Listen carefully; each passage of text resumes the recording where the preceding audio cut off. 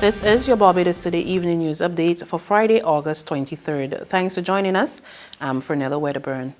An apparent increase in the number of domestic disputes as a result of social media activity is causing much concern for law enforcement authorities. So says Deputy Police Commissioner Erwin Boyce, who is also promising a crackdown on all forms of cyber abuse. Speaking at the launch of a training manual by the group No to Online Abuse and Harassment, held at the United Nations House today, Boyce identified revenge pornography as the most prevalent type of cyber abuse in the country. He says although this has been the case since the 1990s, the development of mobile technology and smart devices has led to the increase of such offenses. And what we see on a day-to-day basis is, yes, your phone might be password protected. Somebody enters your phone, or your boyfriend or girlfriend or husband or wife enters your phone, sees a conversation that is perhaps 3 words, and develops an opinion that creates a situation and a conflict. And then you have a physical exchange, and then you have a damage to the instrument itself. A prison officer with 14 years experience is now on $2,500 bail after appearing in court today on a charge that she smuggled contraband into Her Majesty's Prison Dodds. 46-year-old Kathy-Ann Elizabeth Blunt of Skits Road, Jackman, St. Michael, is accused of bringing in prohibited articles, namely 5 bottles of tattoo ink, into the prison on August 22nd. She pleaded not guilty to the charge when she appeared in the District D Magistrates Court before Acting Chief Magistrate Ian Weeks. Blunt will make her next court appearance on September 17 in the District C Magistrates Court. In other news, thousands are still without electricity in some communities as the island's lone power company experiences issues with its generation capacity. However, officials at the Barbados Light and Power Company have assured affected customers that its employees are working around the clock to resolve the issues. The BLMP said in a release that this was an unusual series of events for the company, and it believes that the issues will be resolved over the next few days. Some communities in St. Philip, St. Michael and St. Peter were still without power this evening. Chief Executive Officer of the Barbados Agricultural Society, James Paul, is calling on residents to boycott imported pork. During a press conference today, Paul said several pig farmers have been complaining about large amounts of imported pork on the local market. He said as a result, farmers were unable to get all their products sold despite producing high quality and enough to satisfy local demands.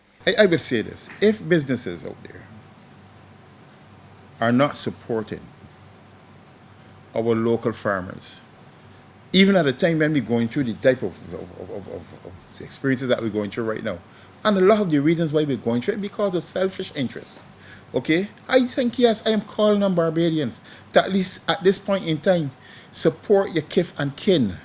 Paul also pleaded with authorities to consider putting back a pig production and marketing committee in place to help regulate the industry. He said if the situation was not remedied soon, he feared that several pig farmers could go out of business. I'm really appealing on the powers that be that we need to take a look at whether or not we should be continuing to grant import licenses to those companies that are bringing in this pork and causing so much problems to our local producers. There's regional and international news after this short break.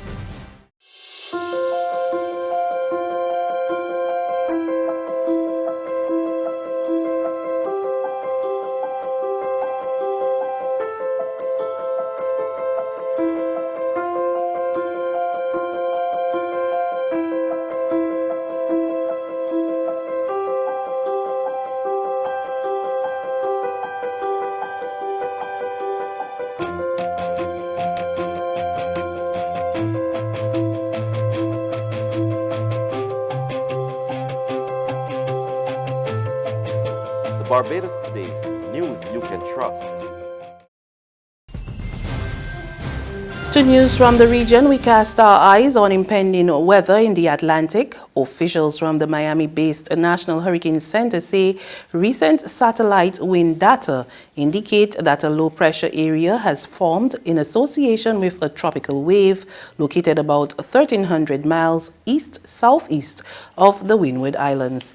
Additional development of this system is possible during the next few days, and a tropical depression could form late this weekend or early next week as it moves generally westward to west-northwestward at 15 miles per hour. In Guyana, the opposition claims the country is at a standstill as it awaits general and regional elections. More in this report from Capital News. Opposition leader Barry Jagdeo said the country anxiously awaits GCOM's decision on timelines for general and regional elections. Speaking at his weekly press conference, Jagdeo said he wants GCOM to understand that the country is on hold.